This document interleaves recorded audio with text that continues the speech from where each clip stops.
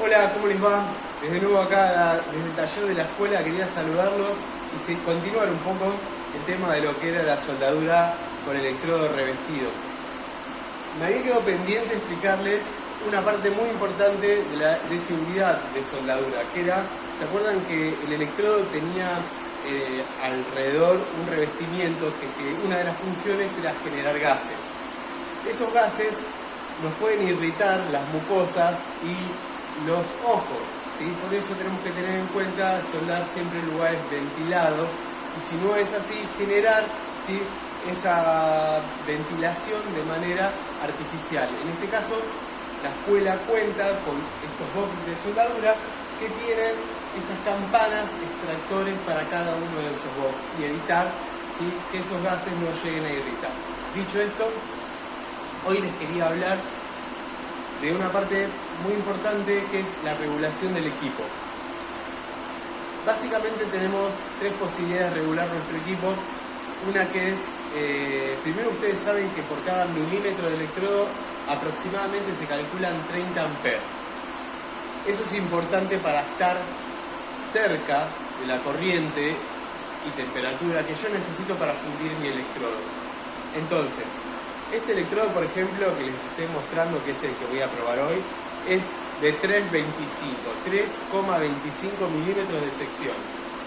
Aproximadamente requerirá un poquito más de 90 amperes. Si son 3 milímetros, 3 por 3, 9, 90 amperes. Como es 3,25, calculamos, ¿sí?, entre 90 y 100 amperes tiene que funcionar este electrodo. Bien. ¿Qué sucede? Entonces, si yo en vez de poner esa corriente 100 amperes para este electrodo, tengo la máquina regulada muy por debajo de esa corriente. Estoy hablando de unos 50, 60 amperes, ¿sí? Le va a faltar, ¿sí?, temperatura a esto para fundirse, ¿sí?, porque estoy muy por debajo. Entonces, cuando yo intente soldar o intente fundir este electrodo, lo que me va a suceder van a ser varias cosas. Primero, me va a costar arrancar y generar el arco voltaico. Si logro generarlo, lo que va a suceder es que va a estar inestable, por ahí va a arrancar bien y luego se va a ir achicando e incluso se puede llegar a apagar ese arco y generar eso que estábamos hablando, que se pegue el electrodo y empieza a circular corriente pero sin el arco voltaico, cosa que no deseamos.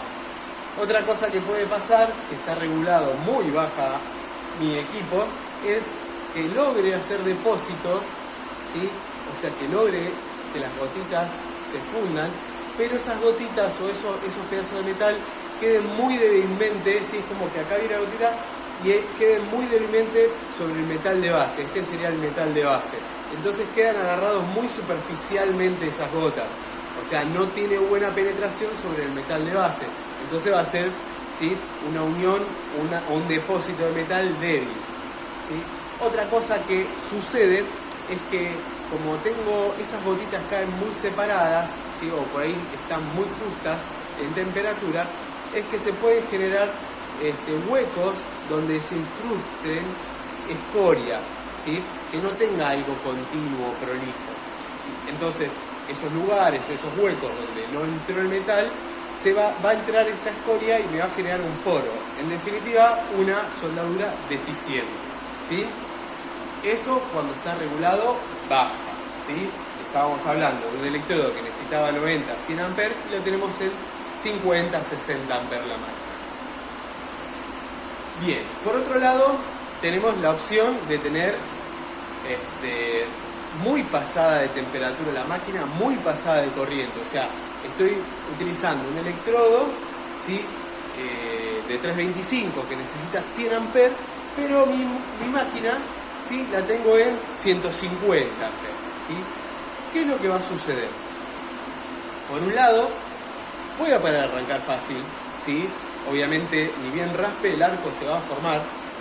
El arco ese lo vamos a ver que está excesivo, que es generoso, digamos.